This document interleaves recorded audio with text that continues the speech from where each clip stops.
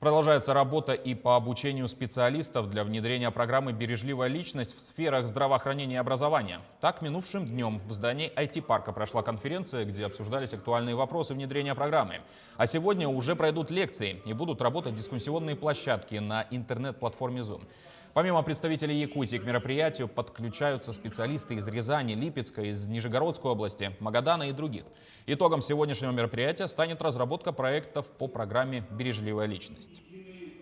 После завершения работы дискуссионных площадок участники будут работать над разработкой проектных инициатив. То есть будут выявлять проблемы, предлагать для них решения и предлагать проекты уже по улучшению. По итогам вот эти наши проектные инициативы будут представлены на закрытие нашими главными ответственными модераторами.